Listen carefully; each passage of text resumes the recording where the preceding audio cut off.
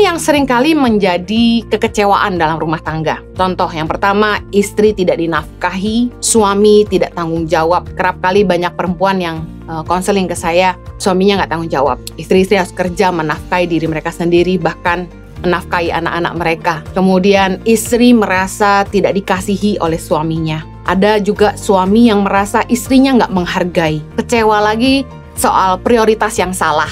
Beberapa pasangan mengeluh ke saya, oh suaminya uangnya habis buat keluarga besarnya, buat orang tua, buat kakak adiknya. Sementara untuk rumah tangga mereka sendiri, suami pelit, istri harus kerja. Kemudian ada juga istri yang lebih mementingkan kebutuhan keluarga besarnya dan tidak mempedulikan keluarga intinya. Kemudian penyebab kekecewaan yang lain adalah ketiadaan komunikasi, konflik yang nggak diselesaikan. Akhirnya saling mendiamkan. Kekecewaan yang lain, hilangnya nilai penghargaan dalam rumah tangga, saling tidak merasa dihargai dan saling tidak menghargai. Kemudian tidak rendah hati untuk saling menerima, saling memaafkan, dan banyak ekspektasi yang tidak sampai sehingga berakhir dengan kekecewaan. Pasangan yang seringkali melontarkan kata-kata yang menyakiti, merendahkan. Kemudian ketidakpuasan dalam hubungan seks, tapi tidak bisa dikomunikasikan. Kecewaan yang lain, tertekan, tidak nyaman dalam perlakuan dalam hubungan seks dengan pasangan. Banyak sekali kekecewaan-kekecewaan yang kemudian timbul dalam pernikahan yang akhirnya akibat dari kekecewaan ini hilang kemesraan atau keintiman, mulai membangun jarak tembok di dalam hubungan rumah tangga. Suami istri mulai pisah kamar, pisah ranjang,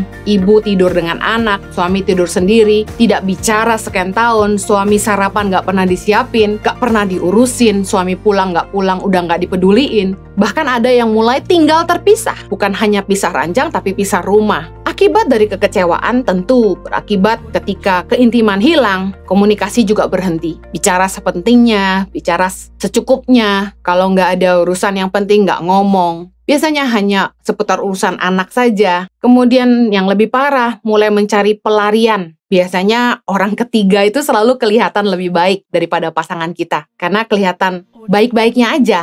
Kemudian karena kekecewaan yang ada, suami istri mulai mengalihkan fokus, sibuk ngurusin yang lain, mulai mengalihkan prioritas supaya sibuk di luar dan tidak bertengkar di rumah. Ketidakharmonisan dalam rumah tangga yang panjang pasti akan berujung kepada perselingkuhan dan perceraian.